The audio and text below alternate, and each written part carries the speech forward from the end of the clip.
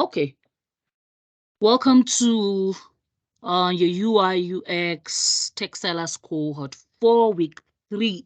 I'm calling it week 3 because we missed a week, so this is week 3 for us. So you're welcome once more.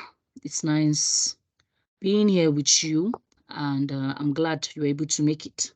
Hope you had a wonderful week, and looking forward to today's session. Okay, so we're just going to start. Others can join in. Anybody who misses this knows that our videos are on our YouTube channels, so you can always catch up from there. Okay, so dive right in. So how many of us can see my screen? I can. Okay, good. So you're seeing my slide, right? Yes. Okay, Yeah. that's great. Fantastic. Okay, so last week we talked about research, we talked about empathy, and we said to achieve empathy, we need to understand our users. And how do we understand our users?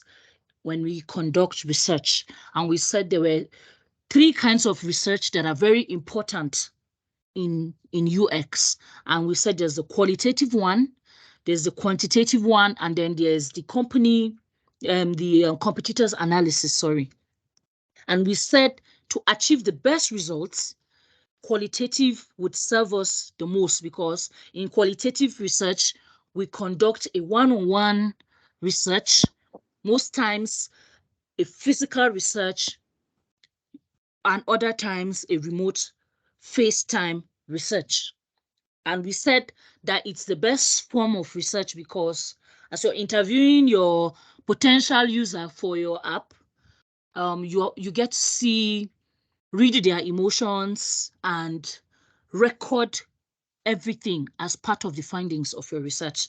So that is why it's important. And we gave a task: go and look for people, interview them, and record your findings. Okay, so today I'm going to teach you what you're going to do with those findings. I'm going to teach you what you're going to do with those findings. Okay, but before then, let's talk about the defined stage in the design thinking process. Okay, so now, what is this define? What are we trying to do? Okay, so we've conducted our research. What are we going to do with all the material that we got from the research? That is where we define. And in the define phase, we have a couple of things we need to do. We need to analyze this data. Based on your UX research, you identify the most pressing user problem that needs to be solved. Okay, we're trying to build a food app here, and I'm sure in the course of your research you found out some of the issues that people face when it comes to getting meals that meet their nutritional requirements. I'm sure you've gotten 1 or 2 responses in that regard, and I don't want you to limit the kind of answers, the kind of response you might have gotten in your interview. It may sound silly, but I want you to know that even the silly responses count. There is no wrong answer as long as the questions you have asked is around this particular app that you want to build. I want you to understand that there are no wrong answers. Everybody has what is disturbing them in this life.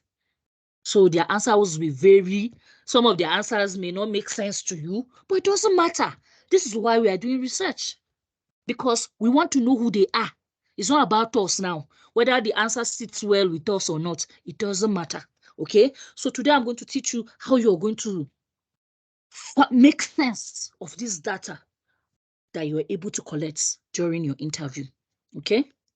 Because this is one of the most important phase of this entire research process. Because if you are unable to define the problem, then it means you are building for nothing. Remember, we said that we are trying to solve a problem. So if we can't find the problem, it means we can't solve anything. It means from this stage, we can't go further. So this is a very critical stage in the UX design process. Being able to define what the problem is. If not, we cannot move because we are building to solve a problem. Okay, so this second stage of the process is all about organizing the research results, sorting through the data and looking at it from various perspectives. Remember, I told you there's no wrong answer because everybody is going to come from their own angle. Somebody might tell you, I don't really need any food, any nutritional requirement because I eat everything. I want you to know that that response is important as well.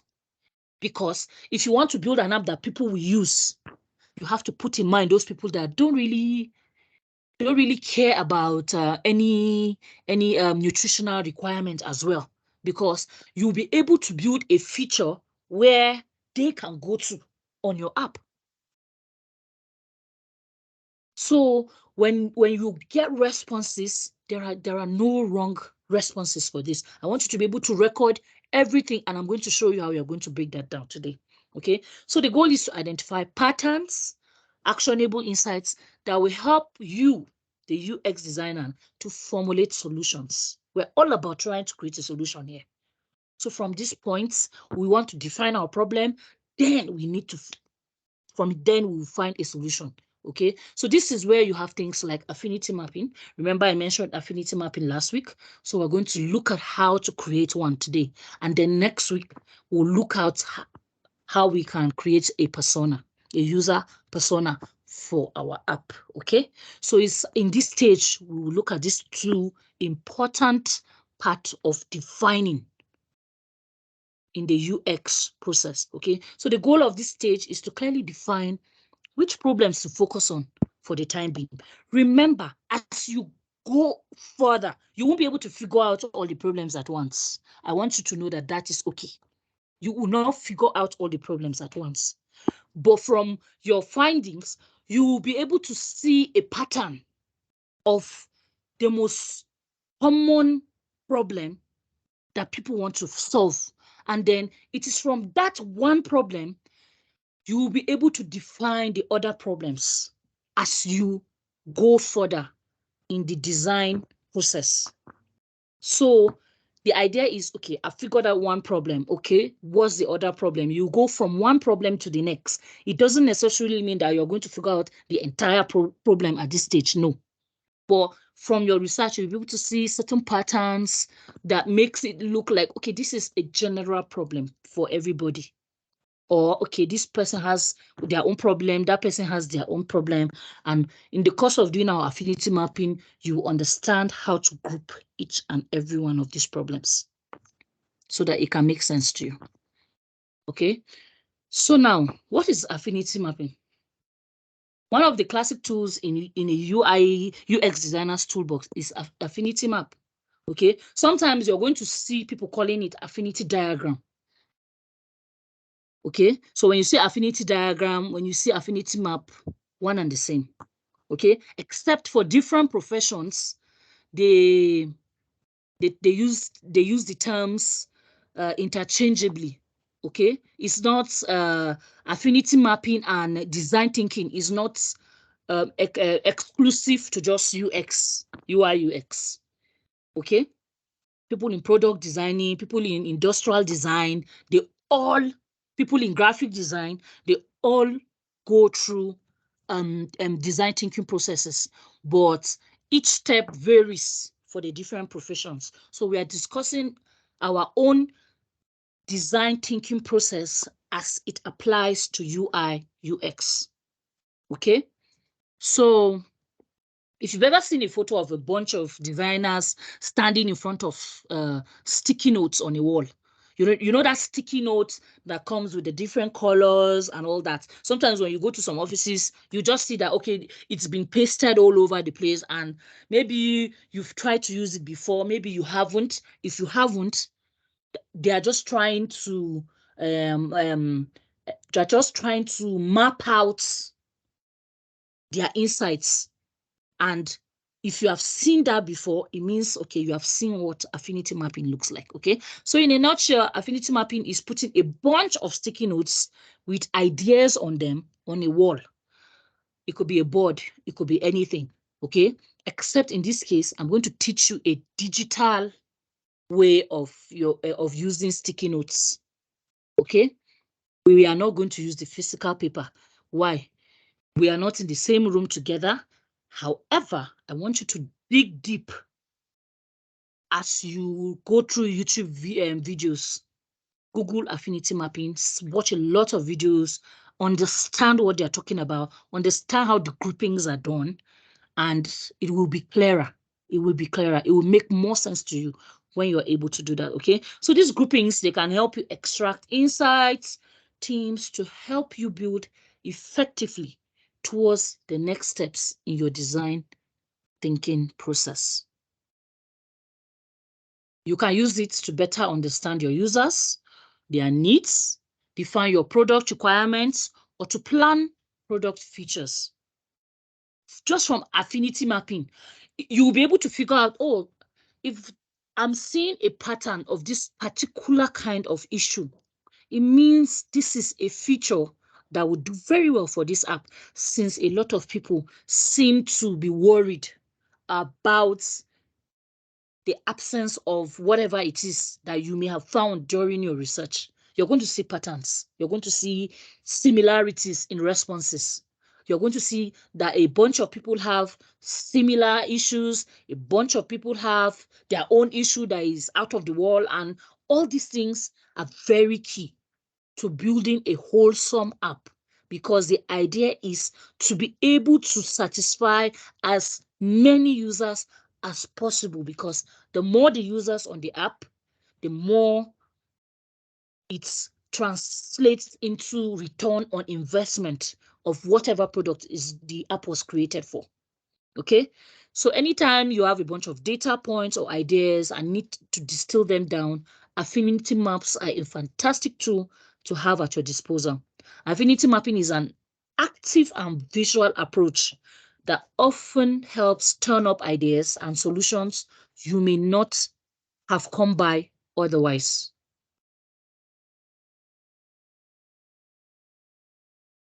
Okay, sorry, just give me a moment.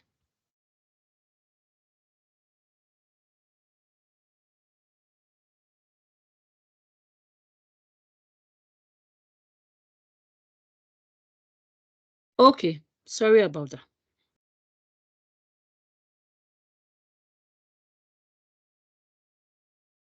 Okay, so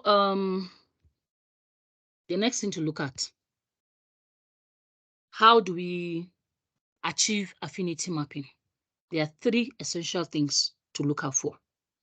Okay, the first thing is you will write down every data point or idea on a separate sticky note and stick it on a wall.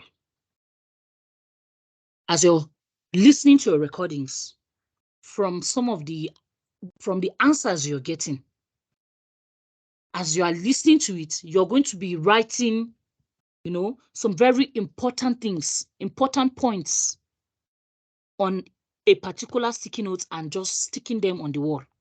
Okay. As you listen to the first interviewer, the person you interviewed, the first one, you write out, you'll be writing some key insights that you are getting from your recording. You will now write all these things on that sticky note and just put them on the wall first and foremost. Okay, now when you put all those points, they are going to be scattered all over the wall, right? They're going to be scattered all over the wall because you've written so many different things. Now, by the time you are done, the second thing you will do is one by one, you pick up these sticky notes and group them. Okay, you see what responses look similar. You will now put them in the same group. Okay, put them in different clusters. Whatever looks similar, you pick that note, you put it on one side. If you see another fresh idea, even if it's just one note that stands out and it's alone, is not together with other notes, that is fine. You keep it separately too on another part of the wall. That's how you group them. Okay. Now, another important thing you need to note at this stage is, as you are grouping them, you need to give it a name. I'm going to show you an example of that, so don't crack your head too much. You're going to give it like a general name, something that captures those insights. Okay. Now, the third thing you're going to do now is you reflect on or discuss the themes and categories you have created, how they affect your next steps. Okay. We're going to see an example in a bit so that it all come together. Okay. Okay. So this is supposed to be your task for today. But before we do that, let me go to whimsical.com so that I can show you how you can access a digital sticky notes, because we are having a remote class, right? So we are not in the same space. So some of these tools were created so that you can work in a group from different parts of the world with everybody writing their own insights and sticking it on a digital wall, like literally. So I'm going to quickly go to whimsical.com to show you a demonstration on how you can use affinity mapping and what I mean by all these points that we just went through. Okay, so let me let me stop sharing this screen and move to another screen quickly. Okay, so let me share.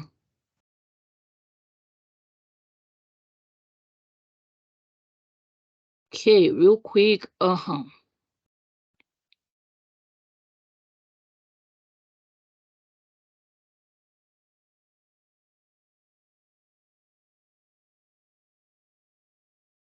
Okay.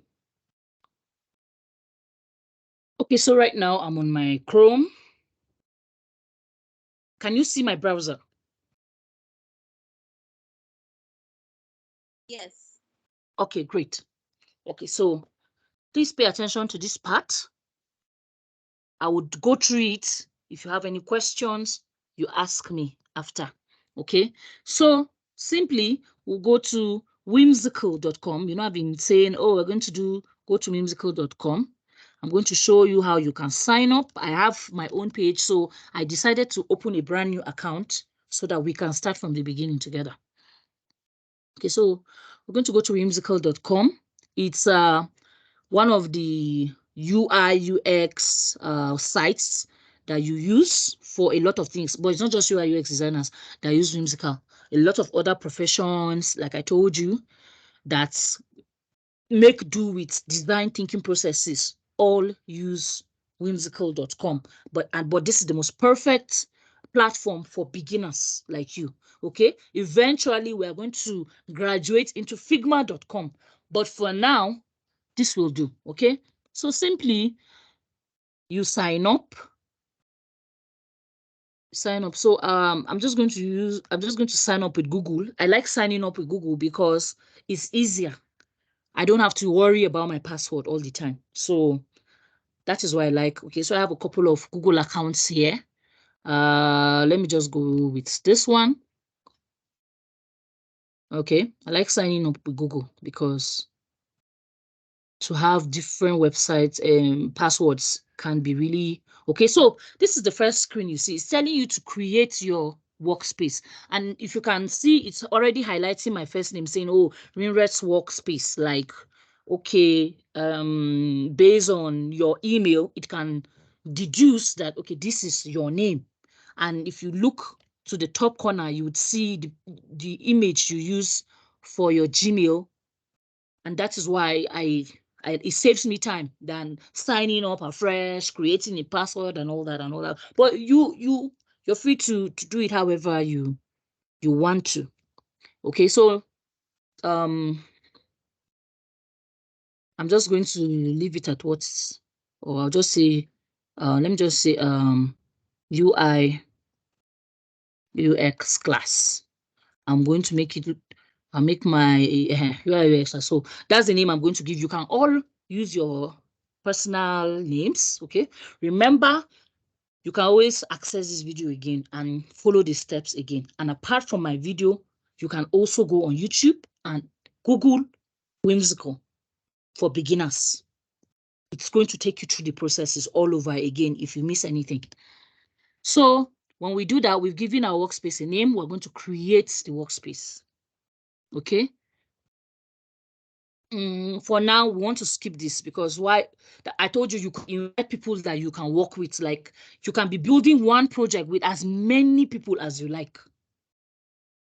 And then you invite them and you people will be tweaking a design. This is why this kind of platform is created, but we don't need that for now. Okay, so here it's just going to ask you, what kind of work do you do? Your answer will help us organize your experience in Whimsical. Okay, so you see, as you can see, there are a lot of professions here. That's why I said it's not just relegated to just UI UX people. Engineering people use it, marketing use it, product management, customer sales, everything. Everybody is using it, okay? But we are using it for design. So I'm clicking design. So you see, it's asking me, choose your main use case, and it's giving me a lot of options. So I'm a UX designer, right? So I'm just going to keep it simple and say UX design, okay? So you see, it just brought out some templates that you can start from, or you can always start from the beginning, okay? So if you look here, you see assumption mapping, and it's showing you an example of some sticky notes and all that. And if you go down, you'll see where it's saying back. In case you want to change anything, you can go back. But we want to skip all these templates because we don't want to use them. These things that are here is not our concern for now. So we want to skip them and go to our workspace so that we can go and start our work in a very clean space. So skip and go to workplace. Okay, so when you're in your workplace, see the title of our workspace is right here, and it's showing me where my files are. In case I'm working with a team, it's showing me where everybody will be. And then it's showing me the many boards I can use here. Okay, so we were talking about placing our sticky notes on a wall and all that. But in this case, since we are going to use a digital board, we are going to click on board. When we click on board, it's going to reveal to us our board where we can start our thing, right? Okay, so if you look at this toolbar on your left, this toolbar right here on your left, you would see there are a lot of things we're going to do on Whimsical, okay? But for today, I'm going to just leave it, except you go and, you learn a tutorial about how to use it on YouTube. But for the sake of this class, I don't want to overwhelm you with the details, how to use everything. But if you look at the middle, these dotted lines is our canvas. Okay, this is where all the magic happens. This is where everything we want to see will be. Okay, so if you look there at the toolbar, you see add a flow chart shape. You can add a flow chart shape to your mapping. I'm going to give you an example of that. And then here are our sticky notes. So when you click on sticky notes, you can see we have like a call, like a real sticky notes, the ones that we normally go to the bookshop and buy. That's exactly what it looks like. So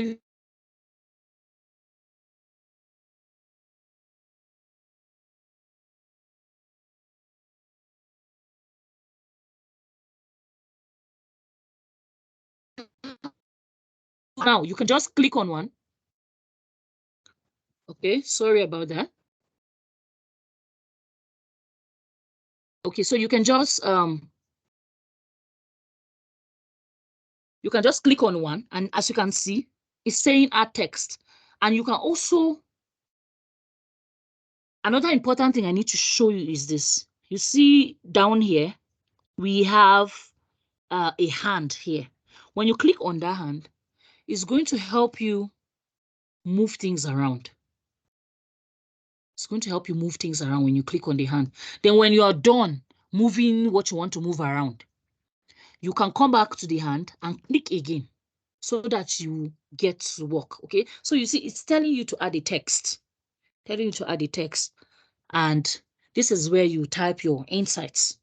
All right, so if you look up here, it's showing you how you can bolden, just like your normal Microsoft Word. You can bold your text, you can italize it, you can change the color of your sticky note. Maybe you don't really like this color. You just come and click here. It's going to give you options. Or maybe it's yellow you want. Oh, okay. Maybe yellow is not that great. Oh, you're going with blue. You can change the color to whatever color you want. But the most important thing is just knowing a few of these properties that are here. Okay, so if you look here, you're going to see if you hover on these icons, they're going to give you an idea of what they are. The name is right there. Here it's telling you, okay, do you want to duplicate my sticky notes? Sometimes you want to duplicate it just to hasten your work. So when you click, you see, when you click duplicate, as long as you're holding it like this, it's going to keep moving around until you click and release it. Okay, so you see, we've duplicated this one, and this one that we've duplicated, maybe we don't want it to be blue because we want different colors. We can come back and change the color of this particular note. And then when we are ready to type, if you look down here, you will see this add text. This is where you click. Then you come and click on the sticky note you want to write on. When you do this, you start typing. Okay. So let's say we regarding our food app now. Let's say one of our users said they don't eat out because they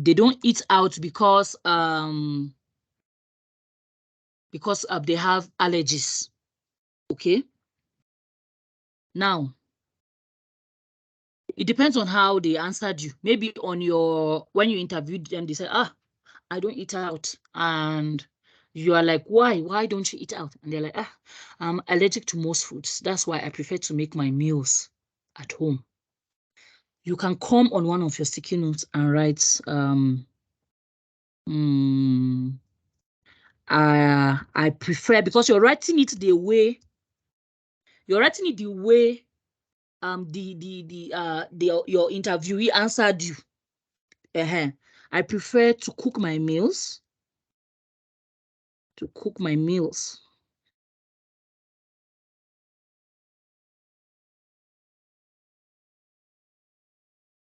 Sorry, we're going to adjust that.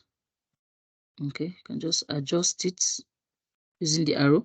I prefer to cook my meals because I am allergic to most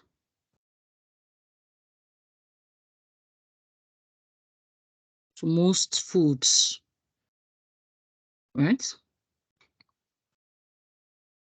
To most foods.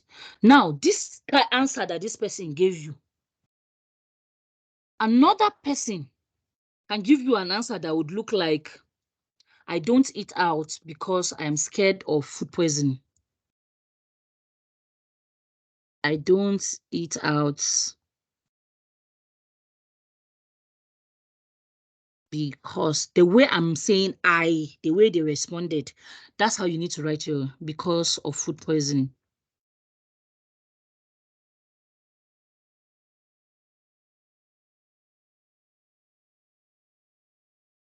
Okay. Okay, so if you notice, there's a bit of a mistake here, so I want to use this to teach you something. Okay, so if you notice, the fonts here are big, right? You can highlight them and reduce the size here in this first tab here. Okay, let me take you through a quick browse of this tab here now that we have a text to reference. Okay, so if you notice, it's showing my name here. based on if I was working with a team, for instance. See, it's even doing autocorrect self. Okay, so let's say I'm working with a team and I'm the one who put this sticky note here. It's going to show my identity here.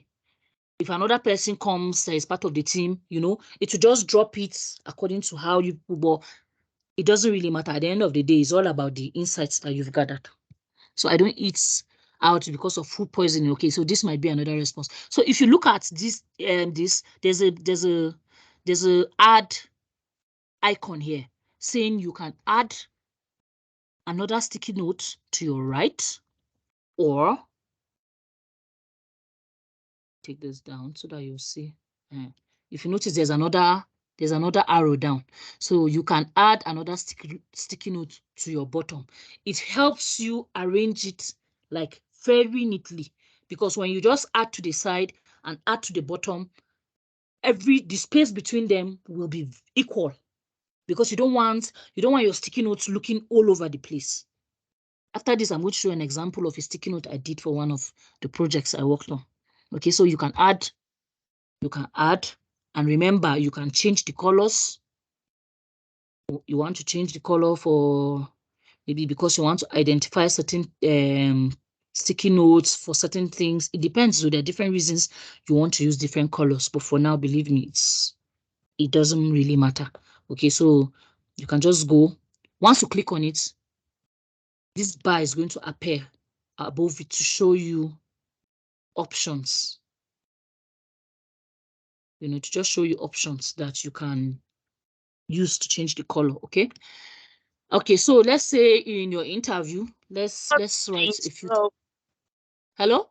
I can't see your screen. I don't know if it's from my end. Okay, let me check, please. If it stopped sharing. I can't see Mace, you can see the screen? Yes, I can. Okay, Brenda, can you log out and come back in again? Let's see. Sometimes it happens that. Please do that. We're waiting.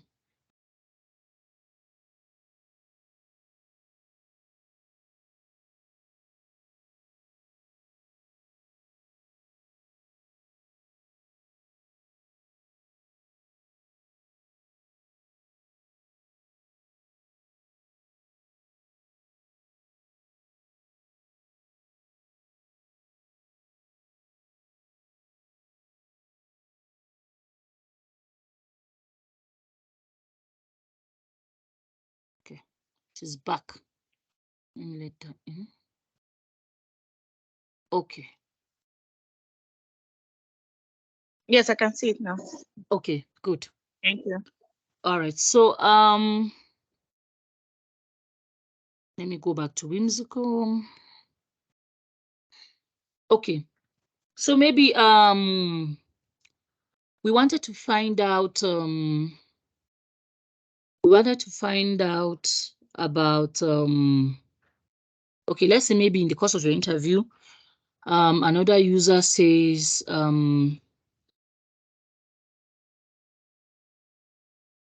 I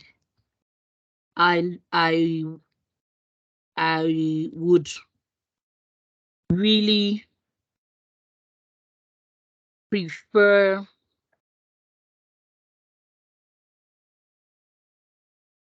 meals that help me lose weight, because we're going to get a lot of responses. Lose weight now. Okay. Then another response would be I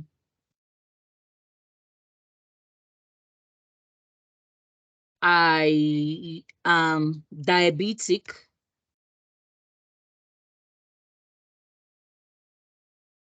I don't think I'm spelling diabetic very well.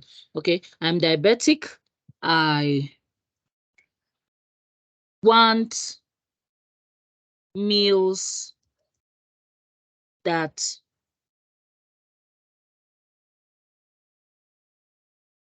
won't endanger my health.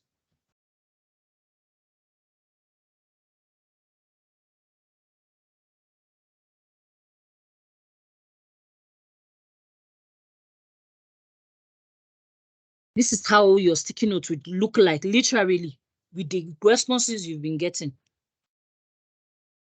Then, I don't know, the font keeps changing. Remember, you can always change your font by coming here to decrease the text. I just want everything to be uniform so that it doesn't look clumsy. Okay, so maybe another response could be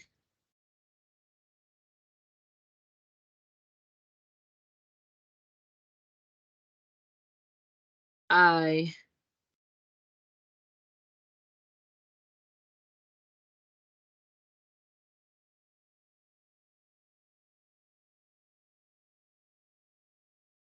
don't eat out. I don't eat out because most eateries use crayfish. Should be depending on where you are going to eat now. Last. Most eateries use crayfish. It's a serious concern. Maybe as an interviewer, you may laugh or say, really, in your mind. But for some people, it's a serious concern. I even know people that don't like eating out because of the fear of garlic in their meals. They really don't like garlic. So let's just say the last one is about that. I react. Let's say I react to garlic. So I avoid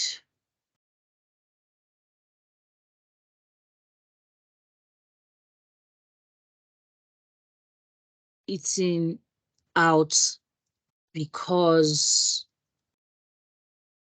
of it. Okay, these are just things that just came up in my head. Okay, so now with affinity mapping, like we said, the first stage is write out everything, then stick it all over the wall. Just paste them everywhere. As you're listening to your recording now, remember that you're writing this as you're listening to your recordings, because from what they are saying, you're taking note of some of the things they are saying, and you're writing it into your sticky note like this. If you like, you can write it in a book and then transfer it to your sticky note, or you could just open your sticky note the way we are in this moment and just be typing it directly as you're listening. You pause your recording and then you write out the insights you were able to pick as you were listening to the recording, and then you'll be writing all of these insights out like this. By the time you're done, you have like a lot of sticky notes scattered all over your board.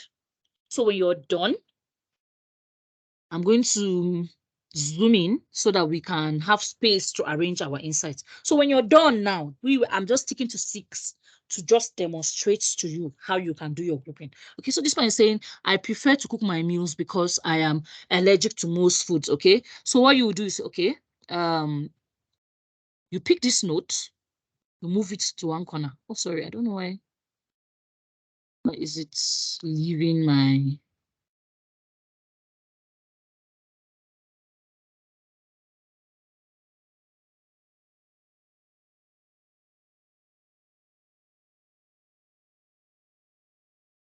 Oh, this is strange. It's supposed to move together. I don't know. Okay. So you put this on one side. Okay. When you do that, the central thing for you here, from what is written, is the fact that the person is mindful of their allergies, right? So when you put this sticky note here, the first thing you want to do is to give it a central heading. Okay. Then you come to your text again. You click on top. Then you write allergies. Doesn't have to be one long name. You just need something to help you group the responses. Okay, you could just write allergies. All right. Then this one is saying, oh, I don't eat out because of food poisoning. Food poisoning is a very serious issue because a lot of people there are a lot of eateries out there that are not that hygienic. So it's a serious concern. So for food poisoning, we can just group it under, you can just put it separately. We'll just put it in another corner and say, okay, what can we capture? It depends on you. It's unique to you, how you're going to understand it. It doesn't have to be the way I'm grouping it. Maybe you have a better name to capture it. Okay, so this is just an example to just show you how you can group it. Okay, so for me, when I see food poisoning, I'm thinking hygiene, because most times food poisoning comes from lack of hygiene. Maybe some of the vegetables were improperly cleaned. The environment which the meal was prepared is not hygienic. So you tend to be affected by food poisoning and all that. So some people, this is a major concern for them, and that's why they will like, I don't want to eat out because of that. Okay, so me now, I'll just say, okay, I'm going to tag this one hygiene.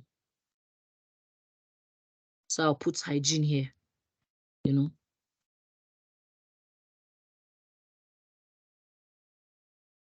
Okay, because okay, let's say you have gathered your insight, and okay, you have people that are complaining about hygiene. When you're building your app, you need to start thinking of an idea of how to get people to trust you. How clean is your place? What are those things you need to do to show people to trust your eatery enough to come and eat and not worry about food poisoning? So those are the kind of ideas that will be coming to you when you're thinking of a feature to add to your app. Okay, so this one would say, okay, I would really prefer meals that help me lose weight. Okay, so we're talking fitness now. I'm going to put this one, I'm going to categorize it under fitness. So I'm going to come and click on my text, then I'll write fitness here. Okay, then this one I say I'm diabetic and I want meals that won't endanger my health. So now I'm going to put this one separately as well. I'm going to look at I'm just going to say health.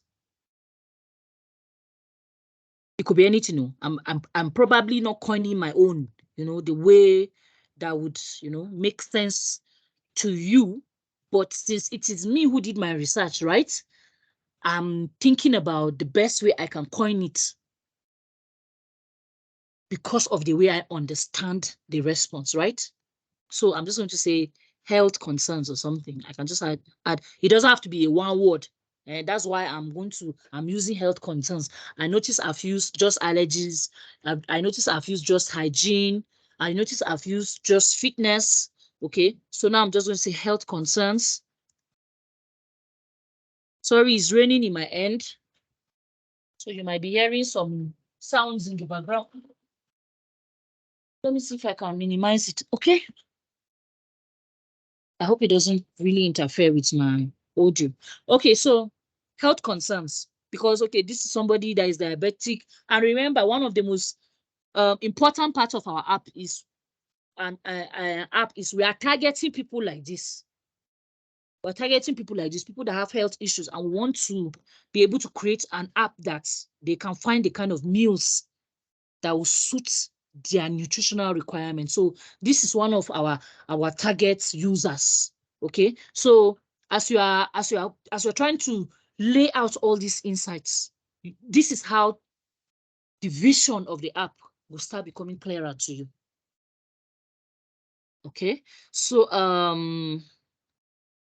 so I'm going to pick this one now. This one says, oh, I react to garlic, so I avoid eating out because of it. Okay, this is clearly an allergy issue, right? Because you react to garlic. So clearly you're allergic to garlic, okay? So instead of starting a new category, I'm going to carry it to my allergies and put them together here because these two are allergies, right? These two are allergies. So I have grouped this one with a similar problem. Okay, I've grouped this one with a similar problem because these are both allergy issues. This one is health, this one is hygiene, this one is fitness. Okay, so this one is saying I don't eat out. Okay, there's a mistake here. Let me quickly correct. I don't eat out because most eateries use crayfish. Okay, so this person just doesn't like crayfish and he doesn't want it in his meals. Okay, so what kind of category do we put him in? Fitness? No, he doesn't fall into the fitness category. I don't eat out because of food poisoning. Okay, that you don't like crayfish does not mean that it's food poisoning, because a lot of people out there really, really love it. Okay, so it means we cannot put it under hygiene. Health concerns. Does it fit under health concerns? No, because crayfish doesn't make anybody sick. You just don't like it. Okay? Not because you are allergic to it. Probably you just don't like the smell. And that is why you don't want it in your food. So you see, this now requires its own category because it cannot fit into the categories that we have created so far. And that is how affinity mapping is. The more you look into the responses, the more you are going to create more and more categories for the different responses that do not have a pattern to another response. So by the time you do that, you'll see that, oh, you have like a lot of sticky notes under one particular topic. You have a lot. Some, maybe it's just going to be one sticky note that will be there. Some will be two. Some will be almost, the same with the other. Like, they're just going to be spread evenly, depending on how you are able to separate these things. So that's just what affinity mapping does. So by the time you finish grouping it, you now have like a clear understanding of the problem. Remember, we did our research so that we can understand people's problems. We want to know what their issue is because we want to create an app that can fix those issues. And remember, we said for the fact that we have so many sticky notes with different issues, that doesn't mean that we are going to address all the issues from the beginning. But by the time you put up your sticky notes, you're going to see a lot of issues under one category. Chances are that category is the major problem. If I have a lot of sticky notes under allergies, it means people are just worried about the things that they're allergic to. So when I'm building my app, I need to think of a feature that addresses allergy issues as one of the major problems. Now, as I improve on my app, I will now say, okay, it's time for me to bring in the health concerns. Okay, it's time for me to consider fitness. But you cannot address everything at once. And then another key thing to notice, if you look at fitness and health, you will be able to now subcategorize them under lifestyle. That's the interesting thing about mapping. We can decide to say, okay, fitness, health, okay. Let me bring my fitness here. I'm not going to do away with the topical, with my heading. I'll still bring the fitness here. Then let me show you how to use some of these arrows here. Then I'm going to add a connector, right? I'm going to add a connector. I'm going to draw a connector, maybe say from here to here, right? That's the exciting things you can do with Whimsical. Okay, so you see, now I've been able to connect health concerns and fitness. So I can just, if you click on the line, you'll be able to, why is this thing appearing here? Let me move it so that I can. Okay, let me just move it down. If you want to move everything, you can just grab everything.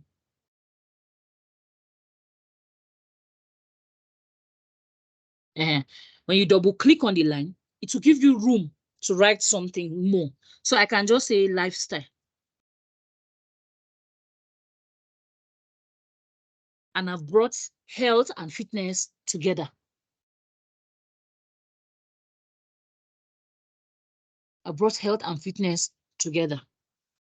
Okay, so these are just rough examples of how you can group your maps, your insights, and then subgroup them. And but for now, let's keep it simple. Ignore this lifestyle part. Ignore it. I just want you to just keep your map as simple as we started, putting everything under a category for now.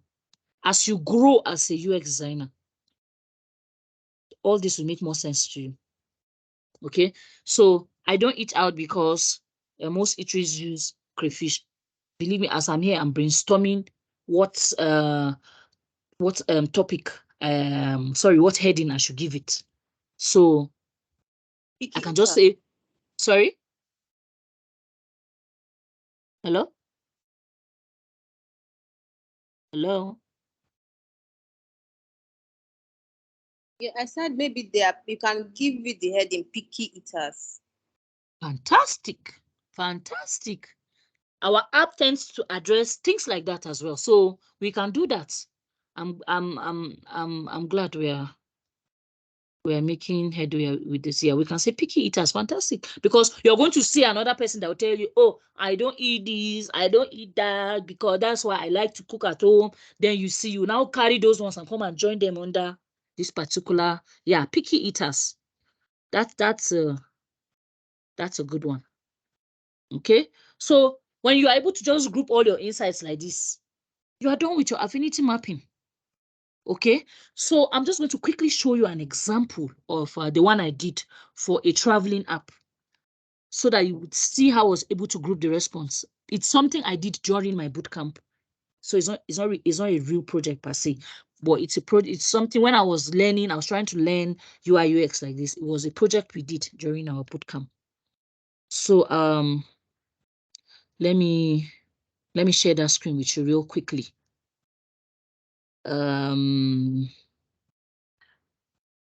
Okay.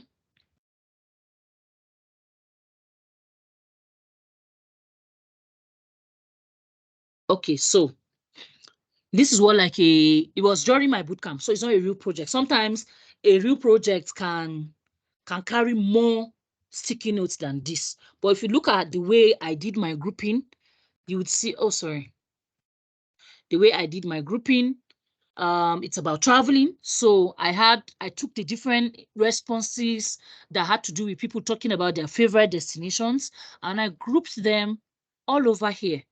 And if you look towards the left, I still subcategorized it because there were a lot of people that were talking about local destinations. Oh, they wanted to just travel all over Nigeria. They want to travel to a state in Nigeria. Somebody wanted to just go to Yankari in Bauchi State, and then some were talking about how they wanted to go to Maldives, South Africa, and all that. So everything here fell under favorite destinations. However, I noticed, okay, some were particular about local destinations, some were particular about global destinations. So I separated it again. I said, okay, all these guys are under favorite destinations, but these people prefer local destinations, while these people prefer global destinations. And I did that. If you notice, see this one sitting here alone, because when I threw my questions to him, the person was used to traveling. The person had already learned the mistakes not to make when you are traveling as a solo traveler, when you're traveling alone. That's what the app is for. The app is supposed to help you who is traveling alone navigate your destinations and meet people and all that. That's what the app is about. So in one of my answers, this person, they knew what mistakes not to make. And it was rare to find that kind of person, because every other person had problems, but not him. Every other, sorry, let me mute this.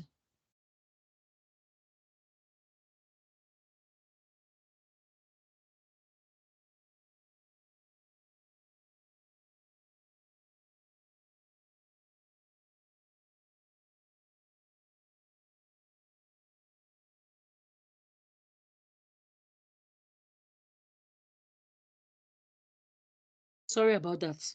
That's my daughter stressing my life in the background. Anyway, so if you look at it, okay, then there were people that had their travel expectations. Oh, I want to be able to travel, feel safe.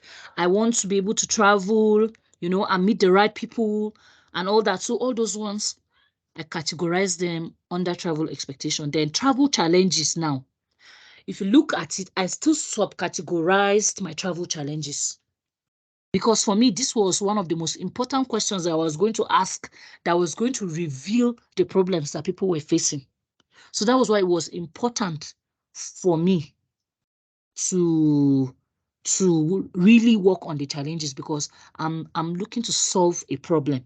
So I was able to further break down. Okay, this affinity map you are seeing here is just an interview from 6 people. Oh, 6 people. That's all these responses here. So you need to pay attention to your interview and be able to pick as many insights as possible. As many insights as possible, because the more you are able to pick on insights, the clearer the vision of what your app should look like is going to come to you. Okay. So under my travel challenges, there was the issue of comfort. People just wanted to feel comfortable. Then there was the issue of budget. You want to travel around the world. Budget, certainly. Then one other person had issue. Their problem was visa, trying to get a visa and all that. And then these guys, their major problem is safety. Okay, who do I trust? Who do I talk to when I go to a new place and all that? That was their concern. So it means, oh, when I'm building my app, I need to have features that can make travelers feel safe. So there were a lot of features that came up because of that. We integrated an SOS emergency call button on the app in case you were in trouble. We integrated a way for you to be able to share your location pin. You know, when people are able to see certain things like that on your app, they know, oh, okay, this is an app I can really use because it was built with me in mind. It was built with my safety concerns in mind. And that is how you go about that kind of situation. Okay, then I asked about benefits of traveling solo, you know, from people that traveled before. In fact, in this interview, there were people that said they are not going anywhere, especially Nigerians. I said, that the risk of even traveling, you know, I have all those responses right here in my affinity mapping, okay? That the risk of even traveling to another state, even within the country, was a problem for them. Like, that is why if they have to travel, they'd rather just go out of the country for their vacation and all that. I had those kind of responses and I grouped all of them the best I could. And this affinity map that I'm showing you was in my beginner's days. This one, because it was when I was in boot camp that I did all that. So it means there's nothing you cannot do.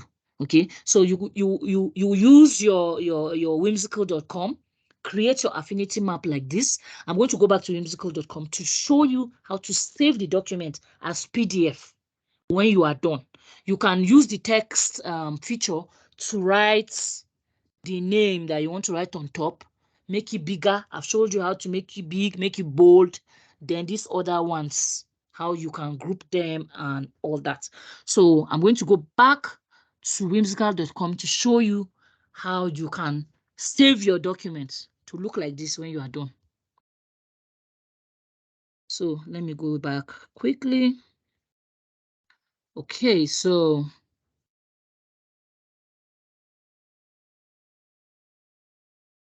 all right.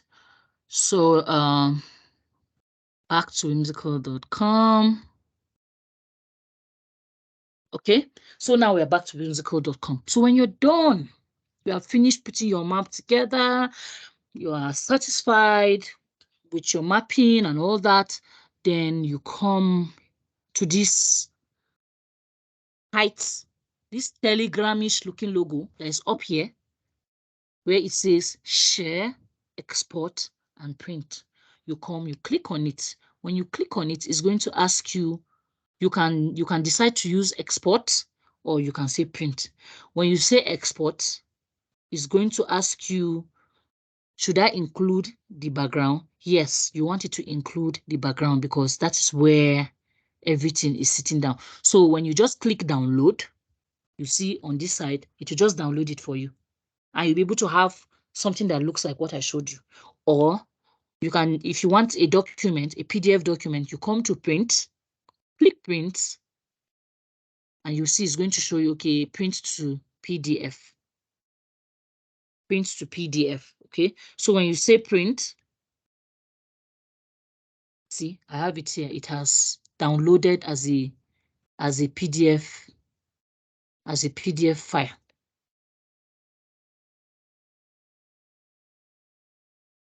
And then you write your name. Okay, sorry, it hasn't downloaded here. You write the name you want to save it. So UI, UX, affinity mapping.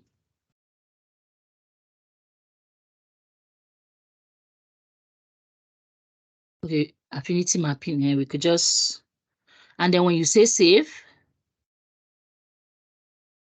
you go back to your download.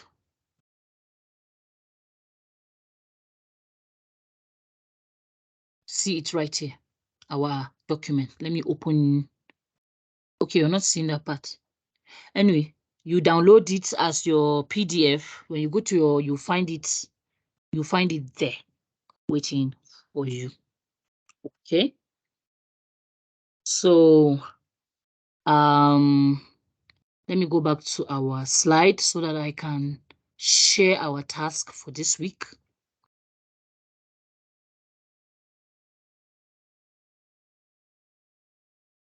Okay.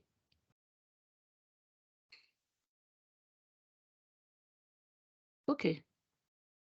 So our task 2 now is this.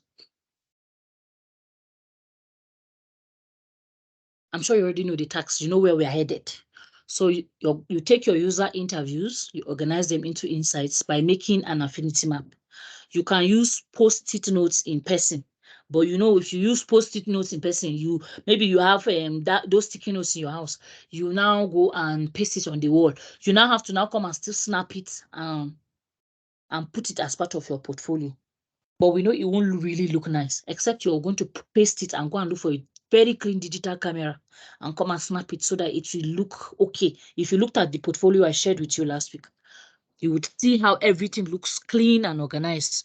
So it's better to save it this way and add it to your documentation for when we start building our portfolio. Okay. So when you organize your insights, you create name for each group, save it as a PDF file and submit it. Remember, to create an affinity map, we need to do the following. Organize similar observations into groups by dragging and dropping post-it notes into clusters. We give a name to each group, then we turn those names into I statements or insights that you can later use to make a persona. That's why I was saying, oh, I don't like eating out. I don't like, because you are referring to the person, the way the person responded to you. Then for more guidance, watch video tutorials on how to do affinity mapping on YouTube. Good luck and thank you for this class. Remember, I had to bring this right up here because I want to drop this slide for you as usual. Okay, how to achieve your goal of becoming a UI UX designer. Research other materials online after each class to gain more insights. Understand one topic before proceeding to the next topic. Ask as many questions as you can. Follow other UI UX designers on social media for inspiration. Read articles. I've updated the links. I've added more links that you can read articles on every day. Maybe before you sleep, when you're lying on the bed, you can just read from your phone. Just go there and just read something fresh, just to help you get acquainted with the terminologies that are being used in the UI UX industry.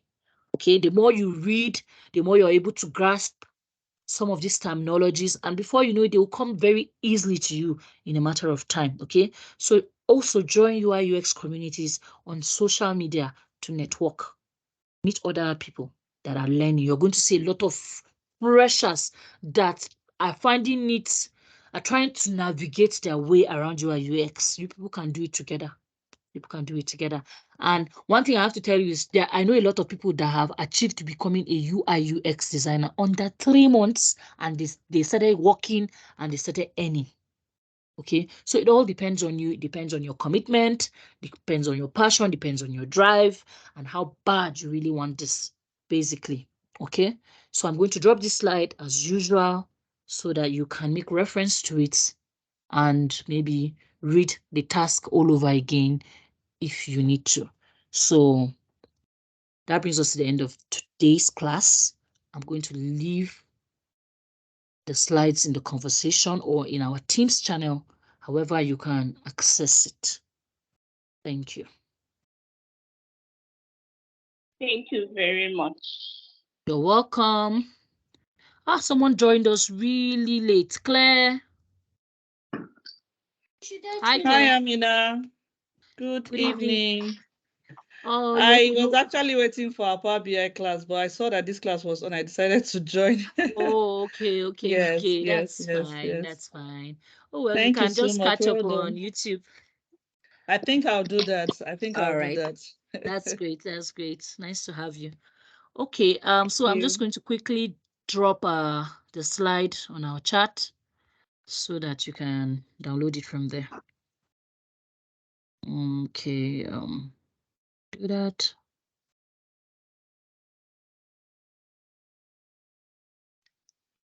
All right. Okay.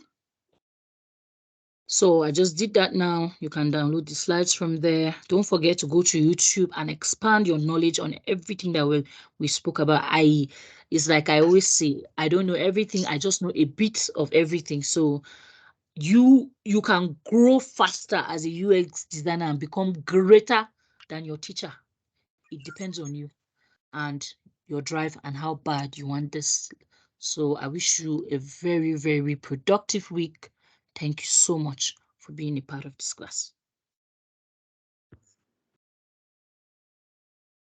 Thank you too. Bye. See you next week. Bye. Bye.